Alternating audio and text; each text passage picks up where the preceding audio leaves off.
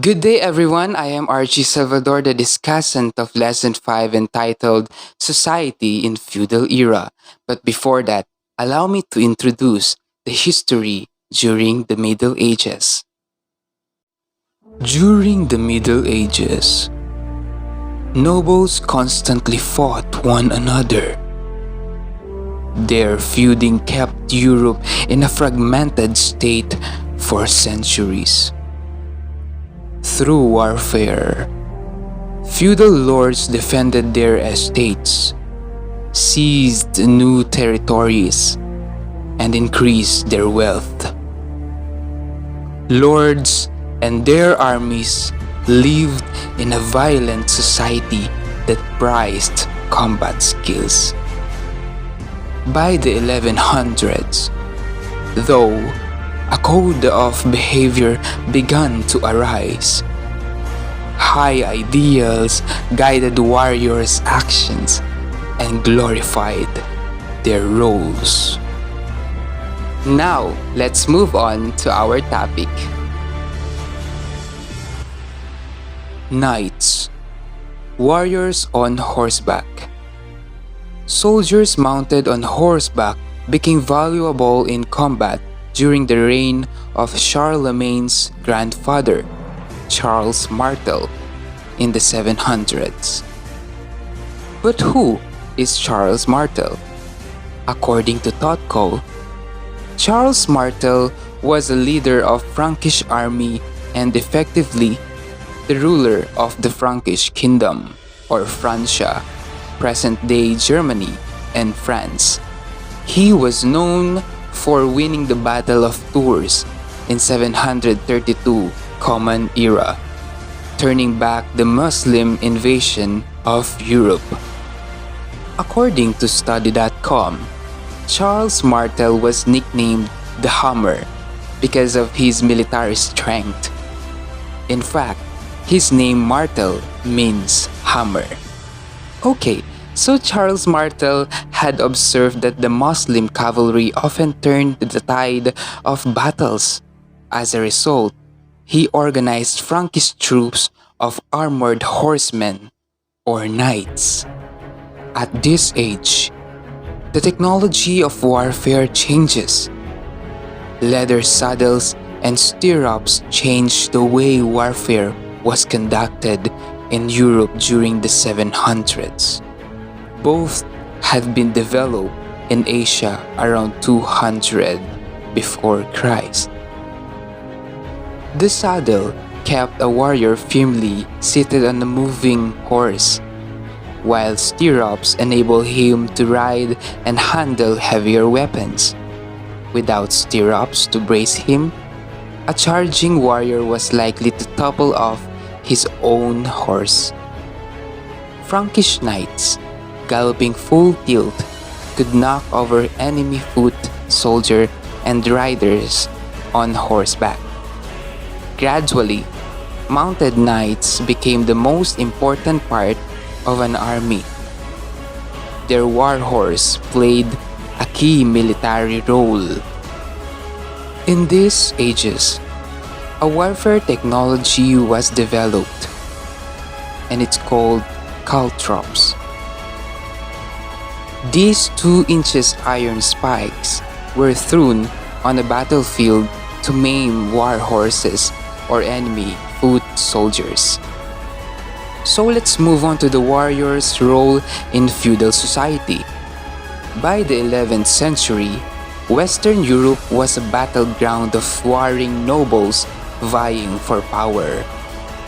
To defend their territories, feudal lords raised private armies of knights.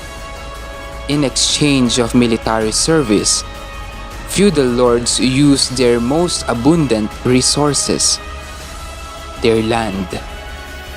They rewarded knights, their most skilled warriors, with fiefs from the sprawling estates. Wealth from these fiefs allowed knights to devote their lives to war. Knights could afford to pay for costly weapons, armor, and war horses. For vocabulary, fief, an estate of land, especially one held on condition of feudal service. As the lord vassal, a knight's main obligation was to serve in battle. A lord typically demanded about 40 days of combat a year from his knights. Knights' pastime often revolve around training for wars. Wrestling and hunting helped them gain strength and practice the skill they would need on the battlefield. Let's move on to the knighthood and the code of chivalry. Knights were expected to display courage in battle and loyalty to their lord. By the 1100s, the code of chivalry, a complex set of ideals, demanded that a knight fight bravely in defense of three masters. He devoted himself to his earthly feudal lord, his heavenly lord, and his chosen lady. The chivalrous knight also protected the weak and the poor. Okay, so this is another source about chivalry. According to medieval knight Weebly, the word chivalry comes from the French word chevalier, means a horseman, a knight, or a young man. Chivalry was the honor code of knight. An important part of chivalry was to show respect and gallantry towards women. The ideal knight was loyal, brave, and courteous. Most knights, though, failed to meet all these high standards. For example, they treated the lower classes brutally. Now, how about a knight's training? Sons of nobles began training for knighthood at an early age and learned the code of chivalry. At the age of 7, a boy would be sent off to the castle of another lord. As a page, he waited on his host and began to practice fighting skills. At around age 14, the page reached the rank of squire. A squire acted as a servant to a knight. At around age 21, a squire became a full-fledged knight. After being dubbed a knight, most young men traveled for a year or two. The young knights gained experience fighting in local wars. Some took part in mock battles called tournaments. Tournaments combined recreation with combat training. Two enemies of knights charged each other. Trumpets blared and lords and ladies cheered, like a real battles. Tournaments were fierce and bloody competitions. Winners could usually demand large ransoms from defeated knights. You might wondering how brutal reality of warfare is. The small-scale violence of tournaments did not match the bloodshed of actual battles, especially those fought at castles. By the 1100s, massive walls and guard towers encircled stone castles. These castles dominated much of the countryside in Western Europe. Lord and lady, their family, knights, and other men at arms and servants made their home in the castle. The castle was also a fortress designed for defense. A castle under siege was a gory sight. Attacking armies used a wide range of strategies and weapons to force castle residents to surrender. Defenders of a castle poured boiling water, hot oil, or molten lead on enemy soldiers. Expert archers were stationed on the roof of the castle. Armed with crossbows, They fired deadly bolts that could pierce full armor. For vocabulary, siege, a military blockade staged by enemy armies trying to capture a fortress. Now let's move on to the light side of chivalry. The literature of chivalry. In the 1100s, the themes of medieval literature downplayed the brutality of knighthood and the feudal warfare. Many stories idealized castle life. They glorified knighthood and chivalry, tournaments and battles. Songs and poems about a knight's undying love for a lady were also very popular. Epic poetry feudal lords and their ladies enjoyed listening to epic poems. These poems recounted a hero's deeds and adventures. Many epics retold stories about legendary heroes such as King Arthur and Charlemagne. And so we have another source from Totko, an example of literature of chivalry. So, it is Knights of the Round Table and romance. The most famous example are the Arthurian romances recounting the adventures of Lancelot, Galahad, Gawain, and the other Knights of the Round Table.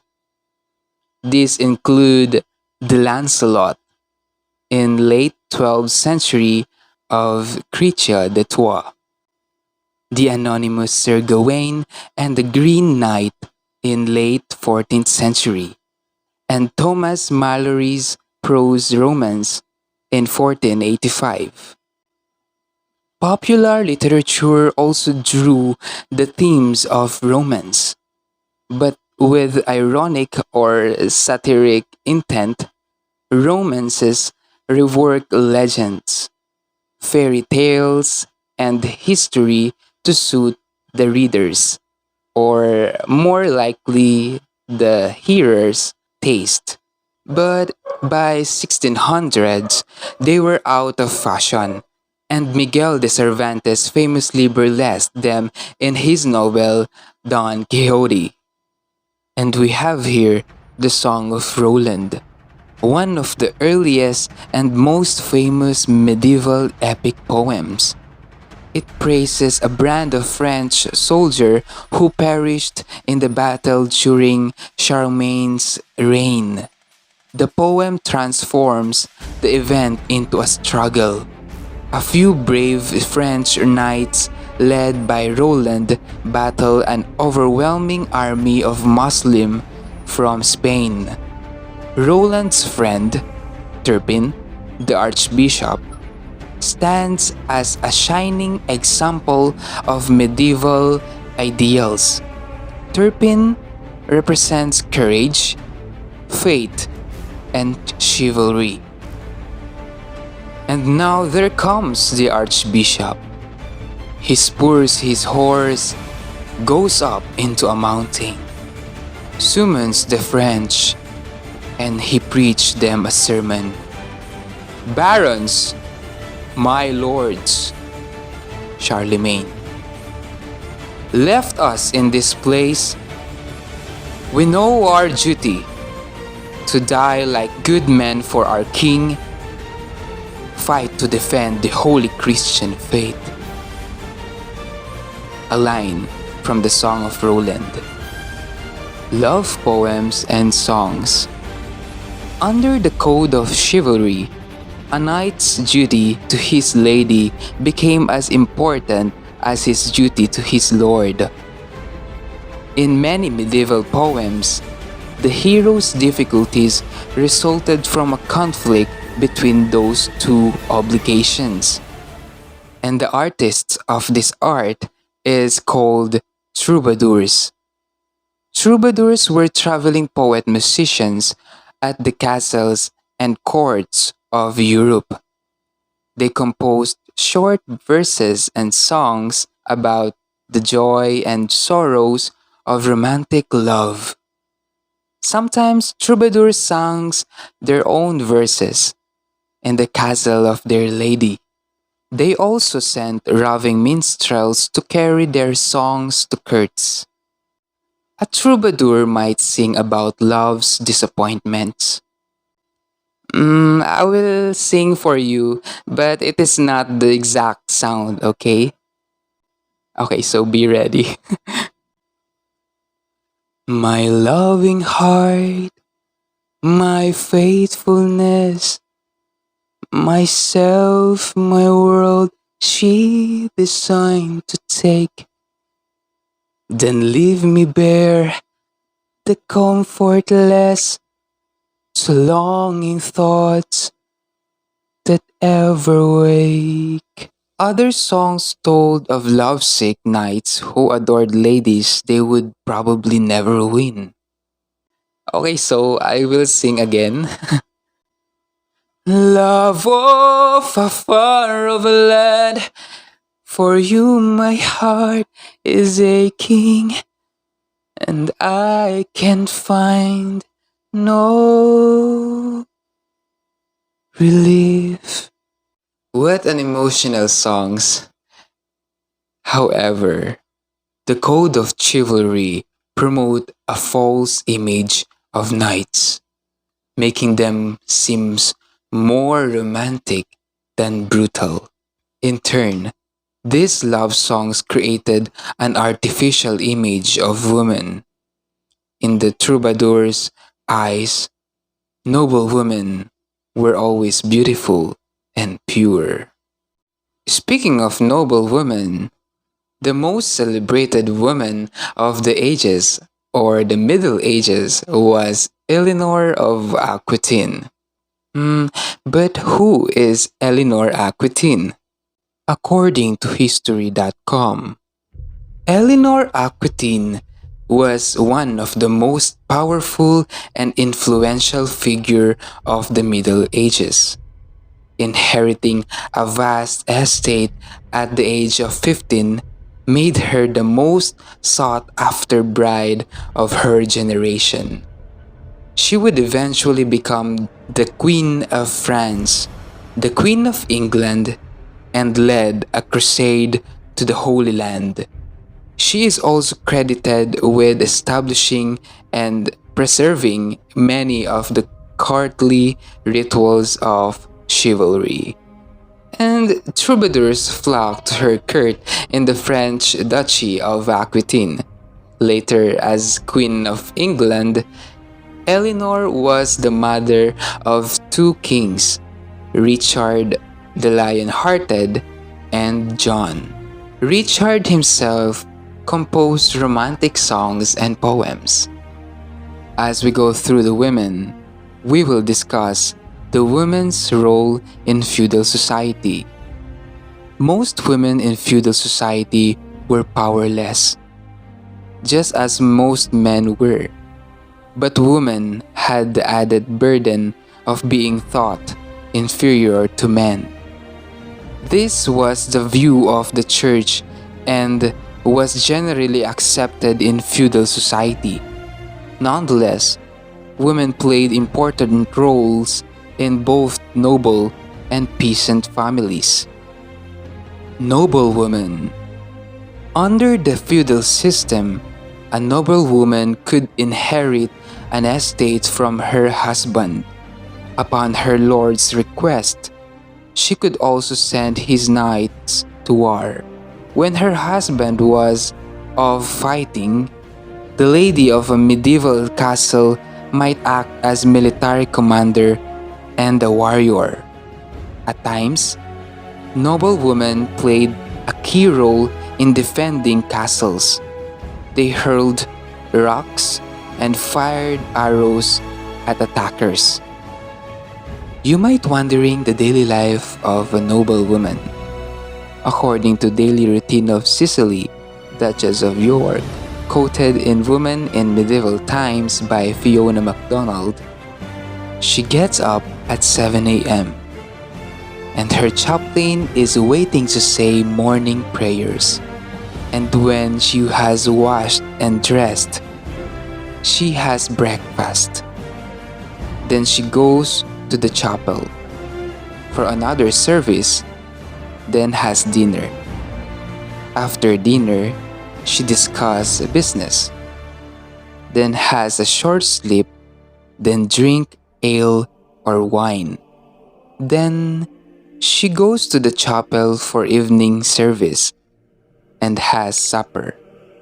After supper, she relaxes with her women attendants. After that, she goes to her private room and says nighttime prayers. By 8 p.m., she is in bed. In reality, however, the lives of most noble women were limited, whether young or old. Females in noble families generally were confined to activities in the home or the convent. Also, noble women held little property because lords passed down their fiefs to sons and not to daughters. Let's move on to peasant women. For the vast majority of women of the lower classes, life had remained unchanged for centuries. Peasant women performed endless labor around the home and often in the fields, bore children, and took care of their families. Young peasant girls learned practical household skills from their mother at an early age. Unlike daughters in rich households who were educated by tutors, females in peasant family were poor and powerless. Yet, the economic contribution they made was essential to the survival of the peasant household. We all know how the daily life of noble women is. But how about the daily life of a peasant woman? From a ballad first, written down in about 1500s, quoted in Women in Medieval Times by Fiona MacDonald. I get up early, milk our cows, and turn them into the field. Then I make butter. Afterward, I make cheese. Then the children need look after. I give the chickens food and look after the young geese. I bake, I brew, I twist rope, I tease out wool and card it and spin it on a wheel. I organize food for the cattle, and for ourselves, I look after all the household. As you have noticed, the church significantly influenced the status of medieval women. The church was a far-reaching influence in the Middle Ages. So that is society in feudal era. I hope you gain a lot of information about it. I am Archie Salvador. Keep safe, everyone.